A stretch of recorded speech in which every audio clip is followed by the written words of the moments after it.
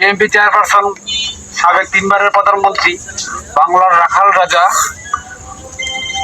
Father of democracy, গণতন্ত্রের আপসীন নেত্রী বেগম খালেদা জিয়ার রোগ মুক্তির কামনায় এবং বৈষম্য বিরোধী ছাত্র আন্দোলনের যারা শহীদ হয়েছেন তাদের আত্মার মাগফিরাত কামনার আজকের সম্মানিত প্রধান অতিথি খন্দকার আবু জাফর, সাবেক সফল সভাপতি, সোনারগাঁও উপজেলা বিএনপি।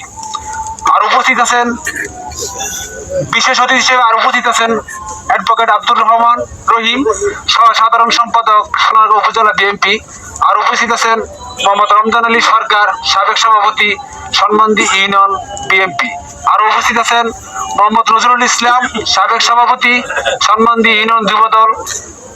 আজকের এই সভার সভাপতিত্ব করছেন সাবিরউদ্দিন মজনু, সভাপতি, সন্মানদী ইউনিয়ন বিএনপি। ও সঞ্চালনে আছেন সন্মানদী ইউনিয়নের বসরুদ্দিন ভাই, সন্মানদী ইউনিয়ন বিএনপি সাধারণ সম্পাদক। আসলে এখানে বক্তব্য তেমন কিছু না, বড় যারা আজকে সিনিয়র যারা আছেন তারাই বক্তব্য দিবেন। তাদের দিক নির্দেশনে আমি সন্মানদী ইউনিয়নের ছাত্র দলের সভাপতি হিসেবে বলতে চাই যে আমাদের মুরব্বী যারা আছে, যারা সিনিয়র আছে, আপনারা যে নির্দেশ আমাদের ছাত্র দলকে দিবেন, সন্মানদী ইউনিয়ন আমি ছাত্র দল নিয়ে একযোগে প্রস্তুত আছি।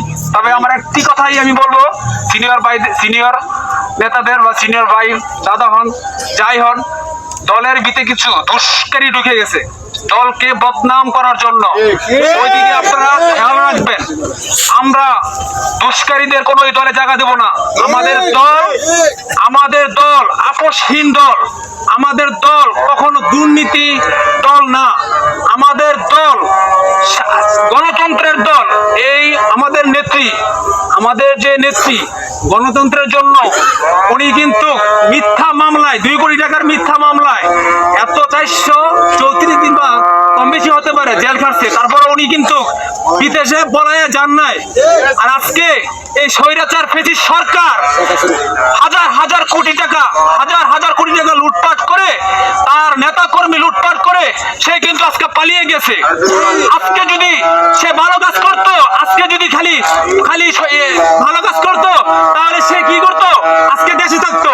উনি জনগণের জন্য কাজ করেন নাই, উনি কাজ করেছেন শুধু ওনার জন্য, ওনার বংশের জন্য। তাই আমি বক্তব্য দীর্ঘায়িত করব না। আমি এতটুকু আবারও বলবো যে আমাদের দলে কোনো দুষ্কারীদের জায়গা দিবেন না। ইনশাআল্লাহ আমাদের দল সব সময় থাকবে ইনশাআল্লাহ। এটা হলো জনগণের দল, এই দল কখনো ভাঙবেও না। এত অত্যাচার আজকে 17 বছর এই আওয়ামী লীগ ফ্যাসিস্ট সরকার 17 বছর আমাদেরকে যেভাবে অত্যাচার করেছে, যে আয়নাঘর করেছে, আমাদেরকে কিন্তু দমাতে পারেনি, আর সামনেও দমাতে পারবে না ইনশাআল্লাহ। তাই আমার বক্তব্য শেষ করলাম। বাংলাদেশ জিন্দাবাদ, বাংলাদেশ জাতীয়বাদী ছাত্র দল জিন্দাবাদ, শহীদ জিয়া অমর হোক, বেগম খালেদা জিয়া জিন্দাবাদ, তারুণ্যের অহংকার তারেক রহমান জিন্দাবাদ। আসসালামু আলাইকুম ওয়া রাহমাতুল্লাহি ওয়া বারাকাতুহু।